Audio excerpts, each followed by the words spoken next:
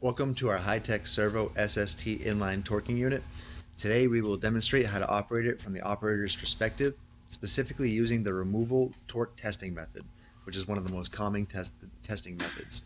First, we need to set the parameters. The torquing unit allows us to set various limits, such as torque limit, torque setting, low and high warnings, and low and high errors. Let's input those values now. First is the torque limit, which is the maximum torque that the chuck will achieve before shutting off. This ensures that we don't over torque caps, which could lead to leaks or other issues. Next, we have the speed in RPM, which determines the rotational speed of the chuck. This is an important parameter to consider as it can affect the torque readings and the overall efficiency of the testing process. Moving on to the testing method, we have two options, rotation or torque.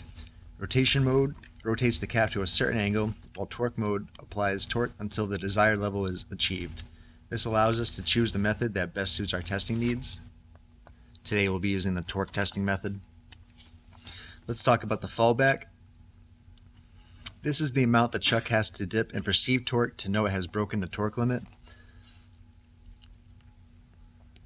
For most removal testing, a fallback of about 20% of the torque limit is sufficient. So the torque limit at 1.8, I have fallback at about 0.36, so that's fine for this application.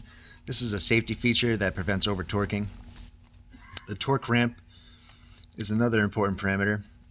It determines the amount of time it takes for the chuck to achieve its full torquing capability. This can affect the accuracy of the torque readings and overall speed of the testing process. The starting torque, that's the torque that the chuck starts with. It ramps up from that value to the desired torque level. This allows us to control the torque application process more precisely. So the chuck will start at this torque and over this time period move to 100% of its torquing capability. Next we have the rotation angle. This is the maximum rotation angle that the chuck will achieve before stopping operation. This can be useful for limiting rotation for different styles of caps. And finally, we have the low and high warning errors. These are the values at which the unit will issue a warning or an error, depending on whether the torque is too low or too high. This allows us to catch any issues early on and ensure that the caps are properly torqued. Now we're ready to start testing. We'll begin by starting the conveyor and enabling the testing process.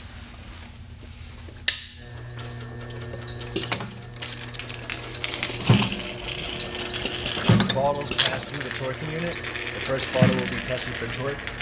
The torque output is displayed on the HMI. If the torque is within the set parameters, the bottle passes through without issues. However, if the torque is outside of its limits, the torquing unit will issue a warning or an error depending on the severity of the deviation. During operation, an operator needs to be present to catch any bottles that may have a low or a high torque. To continue testing, just let the bottles pass through the unit, and if you don't want to test anymore, simply hit the back buttons. The gates will open up and bottles will pass through and unobstructed. And that's it. With our torquing unit, we can easily and efficiently test the torque of our bottles without hindering throughput. By setting the various parameters, we can customize the testing process to our specific needs and ensure that our caps are properly torqued. Thank you for watching. For more information, please contact us at HyTek Automation Solutions.